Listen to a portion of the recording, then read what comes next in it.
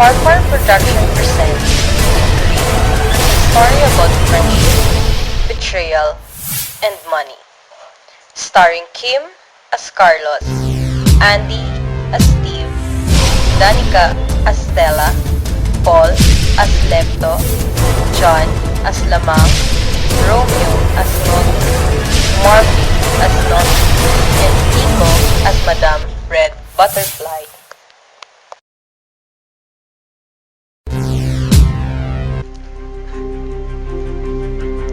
May misyon sa bansang Colombia ang grupong Farfar 17 at ito ay ang pag-intercept ng ginto ni Mr. Genova.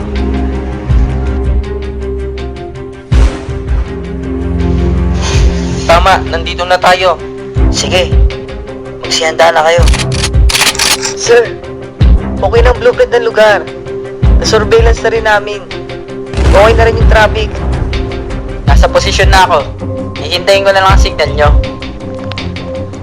Nandito na din ako sa pwesto ko. Dito na ako sa exit. Hihintayin ko ang pagdating ninyo. Okay, team. Sisimulan natin ang misyon. Kaming dalawa ni Steve ang bahala sa vault. Just wait for our signal. Nakakuha ang security nila. Sige, proceed na kami ni Carlos sa target. Lamang, pagdadala natin to, tiba-tiba tayo. Baka huling trabaho ko na rin ito. Bahala ko ng pumarehas, total, malaki-laki naman din ang halagang makukuha natin dito.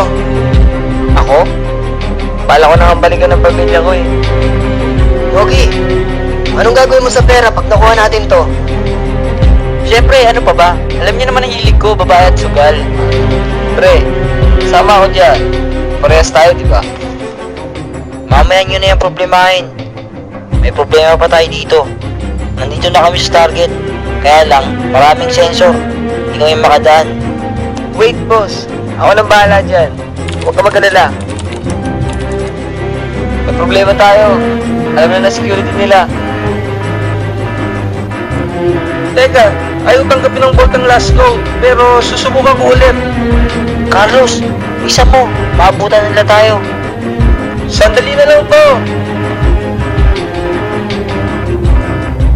Guys, get ready. Nasa amin ang target. Proceed na kami sa exit.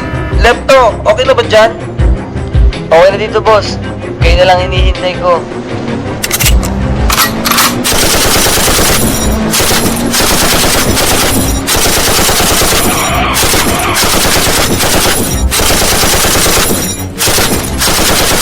Salamat mga sir. Dito na kami sa exit. Fall back. Team, good work! Tiba-tiba tayo na ito! Woo! Lepto, lipat ka sa kabilang surveillance truck. Ako na magmamaneho dito. Okay na okay to. Ano gagawin mo sa pera? Babalikan ko yung anak ko sa pagkabinata. Alam mo pare, naiingit talaga ako sa'yo. Simula nang mawala si Ama, ikaw na pinuno ng grupo na dapat ay sa akin napunta. Yan na naman ba ang pag-uusapan natin? Pantay-pantay lang naman ang tingin ni Ama, di ba? Tsaka sa hatian, pantay-pantay pa rin. Pero mas nirespeto ka nila kaya sa akin. Ano ba gusto mo palabasin? Sa base na lang natin pag-usapan yan. Salamat. Being a good friend.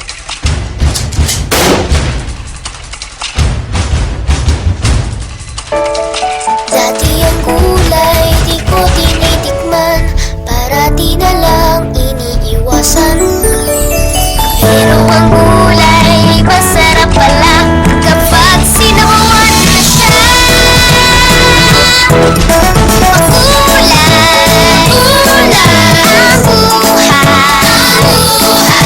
Ang gulay,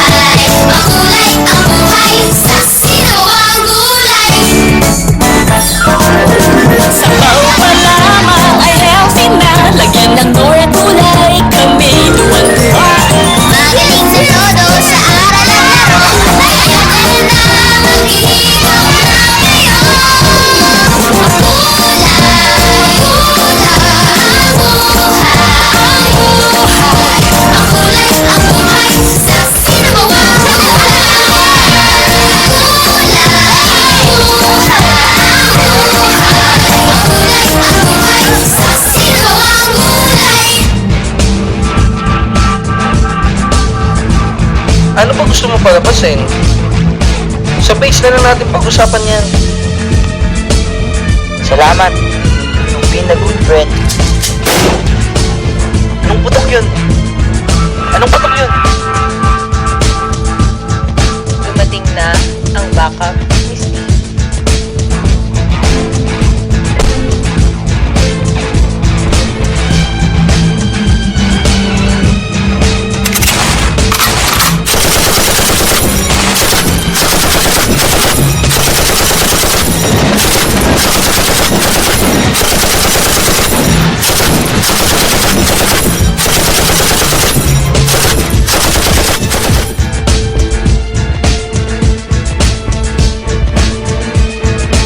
Hello?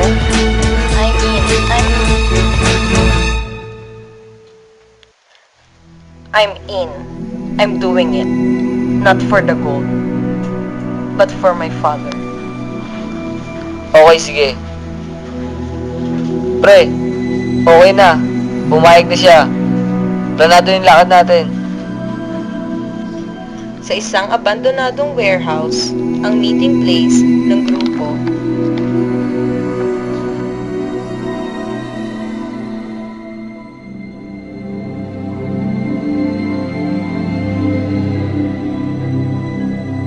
Akala ko ba nandito na mga kasama mo? Eh, ang bilis magpatakbo eh. Napaagat tuloy tayo ng dating. Eh, ganun turo sa akin ni Daddy eh.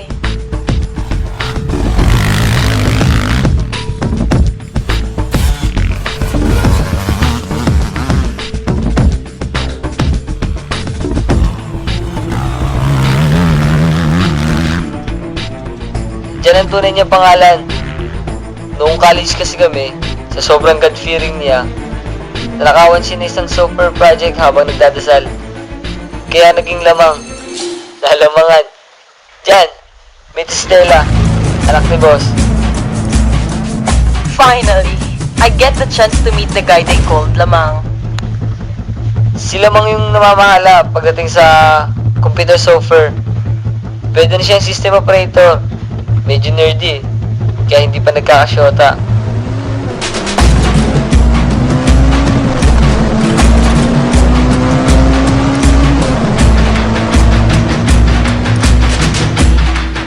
Dumating na isang hinintay natin.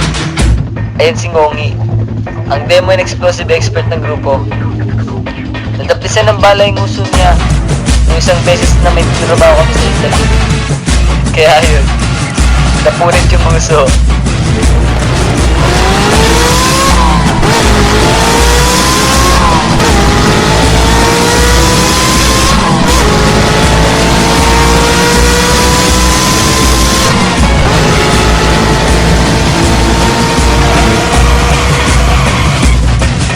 Meet the last member of our group.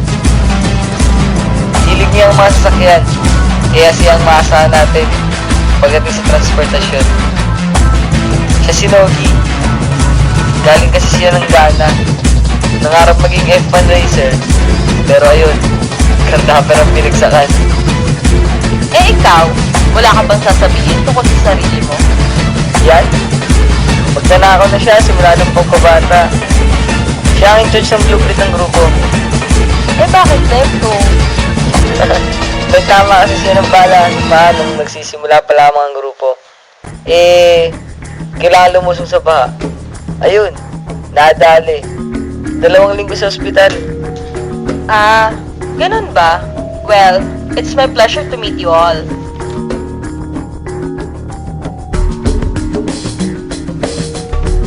Oh, Stella, are you ready to meet the man who killed your father?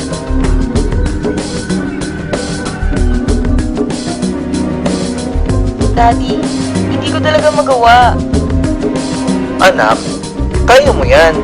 Magtiwala ka lang sa sarili mo tulad ng pagtitiwala ko sa'yo.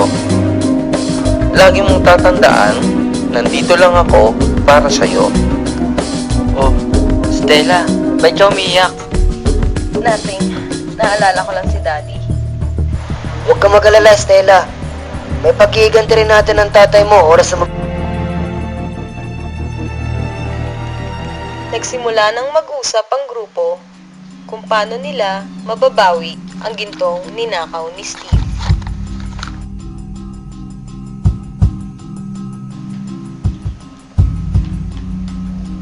Okay team, alam niyo na ang posisyon ninyo sa mission.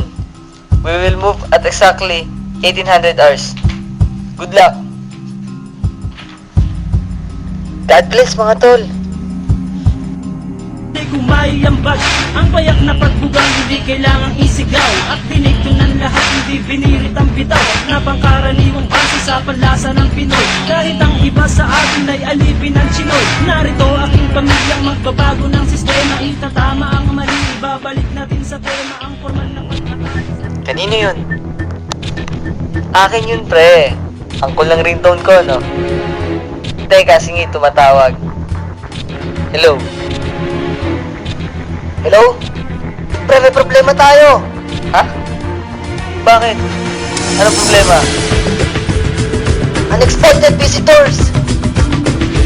There are 3 armored truck in the target vicinity. Mukhang natulugan nila tayo. Sabi na eh, hindi hahayaan ni Steve na may intercept ang ginto. Mukhang ililipat nila ang target. Pero di ko alam kung saan nila isasakay. Labang, nabigyan na ba ni Nogi yung model ng mga sasakyan gagamitin nila?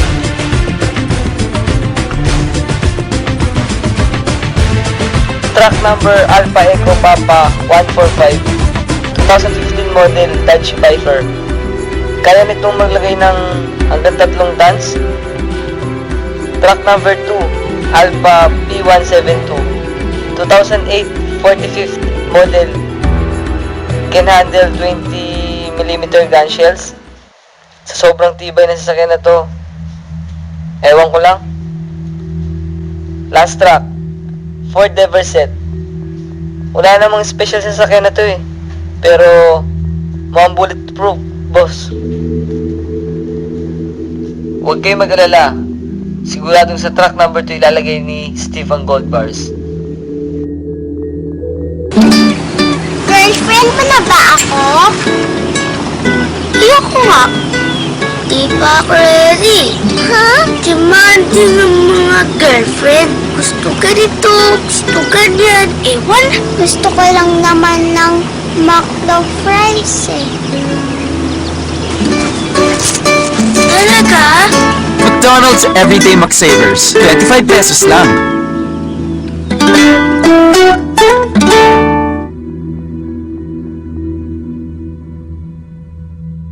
Last truck, Ford Everset. Wala namang special sa sasakyan na to eh, pero mukhang bulletproof, boss. Huwag kayong mag-alala, siguradong sa truck number 2 ilalagay ni Steve ang gold bars. Boss, minumove na nila ang target. Okay, just keep an eye on the target. I-intercept natin sila pag sa stoplight. Malapit na sila sa stoplight. Nako na ang system. Wala naman tayong problema eh. Pwede na natin silang i-intercept. We are just waiting for your signal, boss. Okay, stay on your position. Just wait for my signal.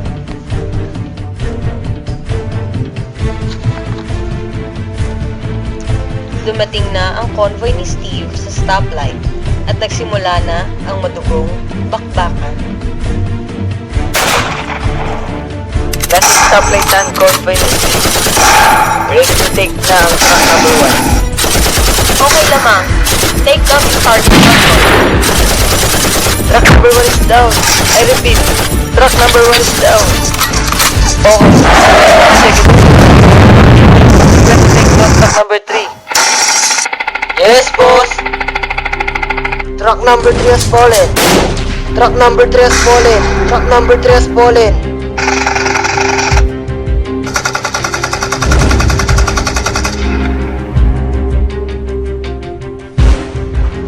Nice, team. Kami na ni Stella ang bahala dito.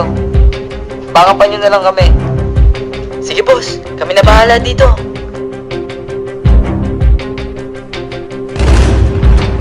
Steve, oras na ng paniningil.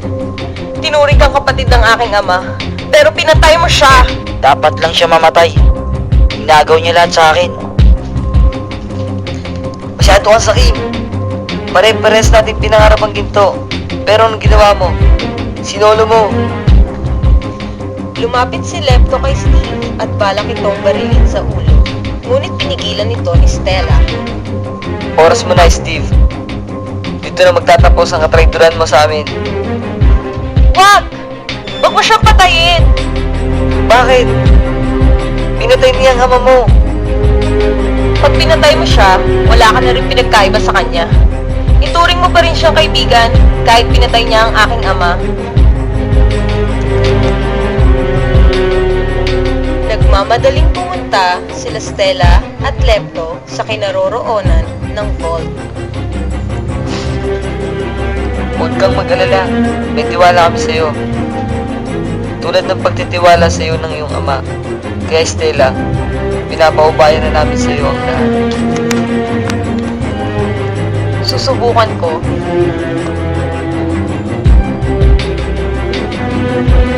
Bumalik sa vault si Stella at sinubukang buksan muli ang vault.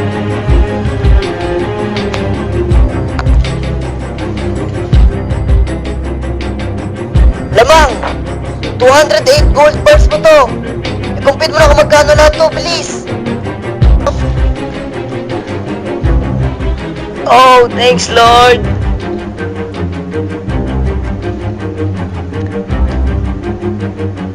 Equals 1.1 billion!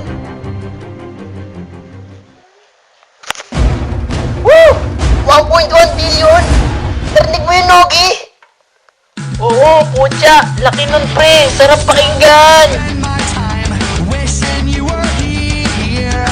Don't wanna spend my time alone. Don't wanna waste my life dwelling on the past. Don't wanna lock myself at home. 'Cause I need nothing less than you. I want nothing else at all. 'Cause I need nothing less than you. I want nothing else at all. Don't wanna make excuses, explaining it away. Just wanna spend my time with you. Don't wanna walk on ice, don't wanna live on edge. 'Cause on the edge I'm looking down. 'Cause I need nothing less than you. I want nothing else at all. 'Cause I need nothing less than you. I want nothing else at all.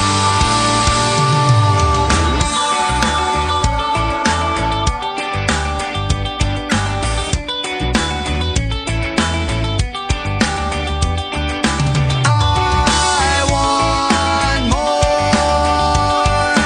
I want more. Don't wanna spend my time wishing you were here. Don't wanna spend my time alone. 'Cause I need nothing.